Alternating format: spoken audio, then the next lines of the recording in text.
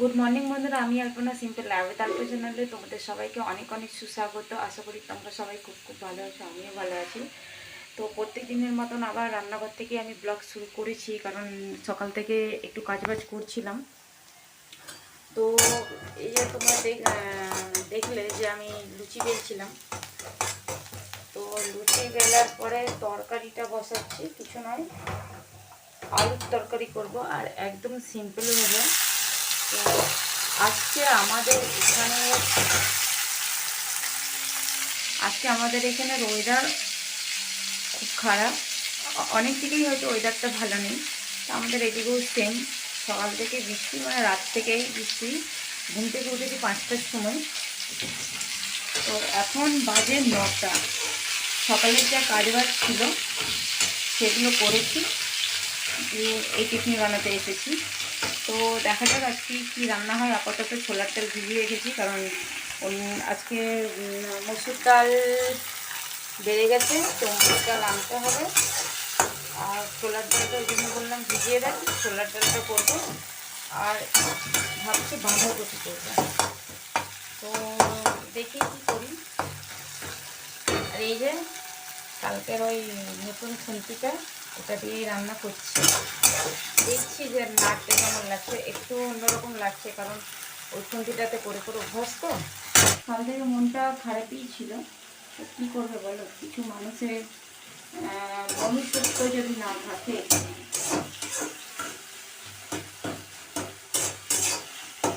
তো তারাই হচ্ছে তোমার জীবনের সবথেকে বড় সমস্যার কারণ হয়ে দাঁড়াবে। এটা আমি আমার লাইফে দেখছি, সেজন্যই আমি তোমাদেরকে বলছি আজকে।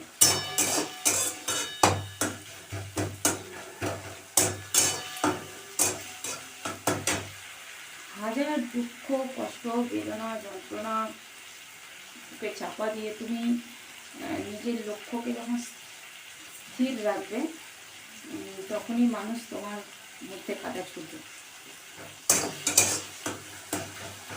কিন্তু কোনো পরিস্থিতিতেই হার মেনো না। তুমি ভালো না খারাপ তার সার্টিফিকেট অন্য কেউ দেবে না।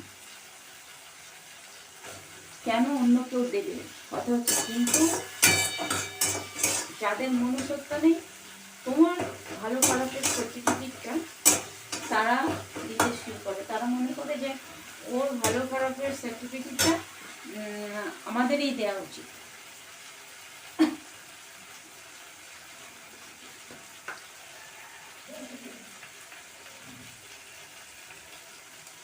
অনেকটা বছর জীবনে একা চললাম, আর একা চলে জীবনে অনেক কিছু দেখলাম, শিখলাম। আর আমার প্রত্যেকের কাছে রিকোয়েস্ট, কোনো পরিস্থিতিতেই মাথা নত করো না, কোনো পরিস্থিতিতেই হার মেলো না। নিজের উপর বিশ্বাস রেখো, আর সৃষ্টিকর্তার উপর বিশ্বাস রেখো। সৃষ্টিকর্তা তোমার জন্য অবশ্যই কিছু না কিছু করে রেখেছে, এটা আমি মনে করি। সেজন্য বারবার তোমাদের প্রতি আমার একটাই রিকোয়েস্ট, নিজের প্রতি বিশ্বাস রেখো, সৃষ্টিকর্তার উপর বিশ্বাস রেখো। আমি জীবনে অনেক খারাপ সময় দেখেছি, অনেক, কিন্তু সেদিন সময়গুলো আমি ভুলে যাই।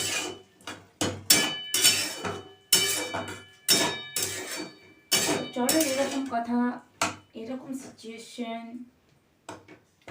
লাইফে ক্রিয়েট হতেই থাকবে, এগুলো নতুন কিছু নয়। আমাদেরকে বাইরের ওয়েদারটা দেখাচ্ছি। আলু তরকারিটা একদম সিম্পল, কোনো মশলা পড়বে না। আলুটা একটু সিদ্ধ করে নিয়েছিলাম যাতে একটু গ্রেভি গ্রেভি হয়, মানে গ্রেভিটা একটু মোটা হয়। সেদ্ধ করা আলু রান্না করলে একটু গ্রেভি মোটা হয়, আমরা সবাই জানি। আর শুধু কাঁচা লঙ্কা, টমেটো কুচি আর একটু পেঁয়াজ কুচি দিয়েছিলাম, আর নুন হলুদ। আদাটা দিলে দিতে পারো, তো আদাটা আমি দিলাম না, একটু কম আছে বাড়িতে, তরকারিতে দিতে হবে, সেজন্য আদাটা দিলাম না। আর কড়াইটা আমার আজকে একটু নোংরা দেখছো, তাই তো। অ্যাকচুয়ালি সকালবেলা ওই যে প্রথমে তো আলুটা সেদ্ধ করলাম, তো সেই জন্য সেদ্ধ করার পর কড়াইটা আমি হালকাভাবে দিলাম, সেরকম ঘষে ধুইনি, দিয়ে ওই লুচিটা ছাড়লাম, সেই জন্য কড়াইটা ওই রকম থাকছে, আর কিছু নেই। তাহলে বাসন টাসন নোংরা থাকলে আমার ভালো লাগে। আর এই যে তরকারিটা, এর থেকে আর একটু ঝোল করব, একটু কষিয়ে নিচ্ছি। দেখছো, এই তরকারিটা করে খাবে, খুব সুন্দর লাগে, খুব সুন্দর।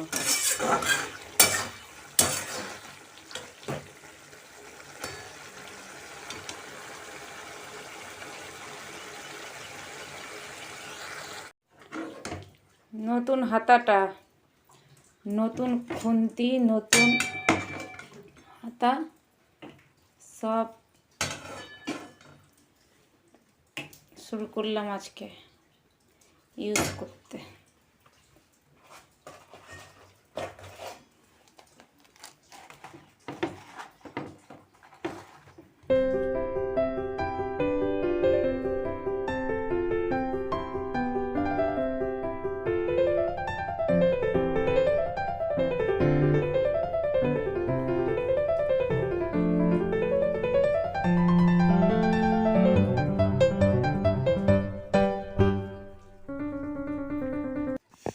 একটা বাজে, এখনও রান্না হয়নি, কারণ রান্না আমি অনেক দেরি করে বসেছি। মেয়েকে বলেছিলাম যে একটু দেরি করে রান্নাটা বসাবো, আর ঠান্ডা হয়ে যাবে খাবারটা, সেই জন্যে। আর আজকে যেহেতু কালকে মাইন্ডটা ভালো ছিল না, দেখছি চুলটা ঠিক আছে নাকি, যেহেতু কালকে মাইন্ডটা ভালো ছিল না, সব খারাপ লাগা দূরে সরিয়ে ভালো লাগাগুলোকে কাছে টেনে আবার যথারীতি নিজের কর্ম শুরু করে দিয়েছি। ডাল হয়ে গেছে, ভাত হয়ে গেছে, তরকারি করবো। গান শুনে শুনে আজকে গান শুনে শুনে রান্না করছি, যাতে মাইন্ডটা আমার ডাইভার্ট না হয়। রান্নাটা শেয়ার করবো না।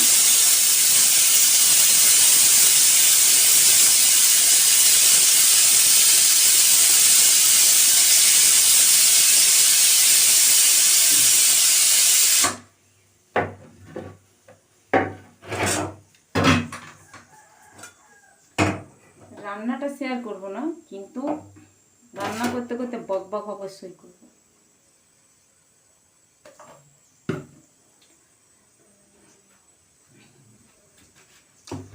মাসকাবাই বাজারটা তুলতে হবে, মেয়েটা যাক, তারপরে বলছি তুলব। ওর ছুটি শেষ হয়ে গেছে, ও যাবো যাবো করছে।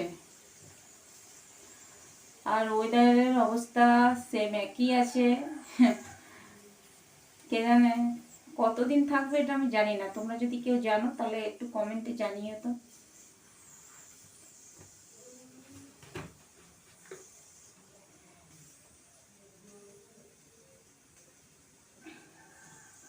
বাঁধাকপির ঝাল হবে, ঝাল। হোস্টেলে যখন ছিলাম তখন বাঁধাকপির ঝাল আর ফুলকপির ঝাল অ্যাভেলেবেল, খুব খেতাম। তখন টেস্টটা ভালো লাগতো না, তাই এখন মনে হয় ওটা পেলে যেন ভালো লাগবে। তখন অত লোকের রান্না হতো, তপনদা তরকারি ভালো হয়নি, তো আজকে চালি নাও, এরকম বলতো, ঠিক আছে। তো একটা মাসি ছিল, মাসিকে বলতাম যে মাসি তুমি রান্না করবে না? তো মাসি বলতো যে আমি অত লোকের রান্না যে পারি না রে, আমি খুন্তিটাও নাড়াতে পারি না। মোটামুটি আমরা কত লোকে আমাদের রান্না হতো, 500 550 হতো, এদিকেরও না, তার বেশি হবে। হ্যাঁ, ওই আমরা যে হোস্টেলটাতে থাকতাম, দুটো হোস্টেল ছিল, আমরা যে হোস্টেলে থাকতাম সেই হোস্টেলে আমাদের মোটামুটি আমরা 300 জন ছিলাম। আর মানে স্কুলের বাউন্ডারির ভিতরে যে হোস্টেলটা ছিল সেটা বড় হোস্টেল ছিল, তো ওখানে মোটামুটি 350 400 ছিল। হোস্টেল লাইফের দিনগুলো সত্যি জীবনে ভোলা যাবে না। ভালো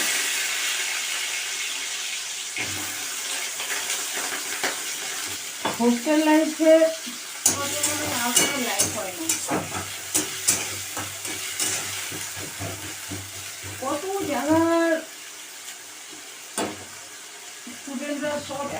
থাকা, একসাথে খাওয়া একটা মজাই আলাদা। হ্যাঁ,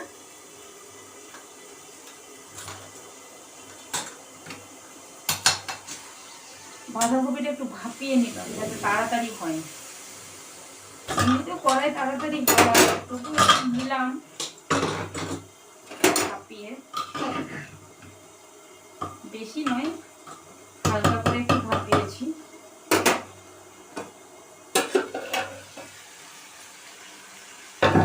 নুন দিয়ে দিই,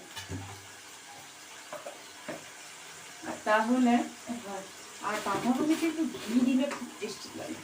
মানে নামাবার আগে একটু ঘি দিয়ে নামালে, একটু গরম মশলা ঘি দিলে টেস্টটা আরও বেড়ে যায়।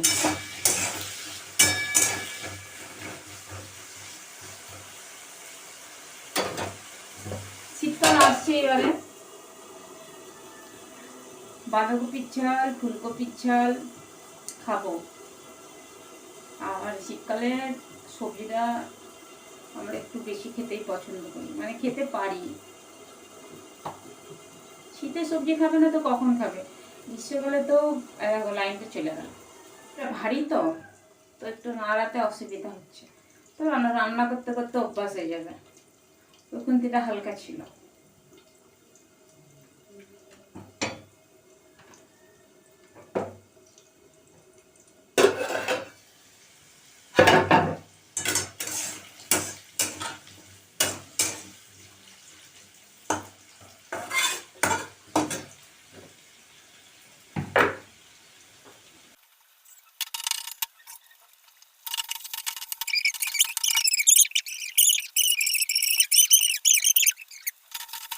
যে ওয়েদারটা আছে, এই মেঘটা যখন ছেড়ে যাবে, এত ঠান্ডাটা পড়বে না বাপরে, সাংঘাতিক ঠান্ডা পড়বে। সোয়েটার টোয়েটার তো সব বার করিনি, কিছু কিছু বার করেছি, বার করবো। এই ঘুম থেকে উঠে উঠোনে বসলাম, দেখছি সন্ধ্যা হয়ে এসেছে। সবাই সেই ঘরে ফিরছে, পাখিগুলোও দেখছি এদিক ওদিক উড়ে উড়ে এবার ঘরে ফিরছে। তো সন্ধে দেব, দেখছো, আর আকাশের অবস্থাটা দেখো।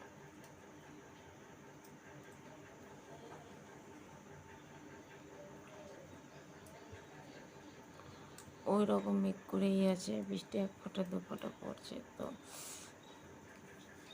সন্ধে দেবো, তার আগে বলি লাইন থাকবে না থাকবে ব্লগটা শেষ করি নিয়ে, ব্লগটা শেষ করি। ব্লগটা এখানে শেষ করব। বৃষ্টি ভেজা দিনটা আশা করি সবারই খুব ভালো কেটেছে। আমাদেরও এই কাদা আর বৃষ্টি এইসব নিয়ে চললো। আর দুপুরবেলায় আজকে স্পেশাল খাওয়া দাওয়া কিছু করিনি, তো বললাম তোমাদেরকে, ছোলার ডাল আর বাঁধাকপির তরকারি এই দিয়ে খেয়েছি। রাত্রে কী হবে দেখি, রাত্রের ব্যবস্থাটা করতে হবে অবশ্যই, রাতে রুটি খাবো।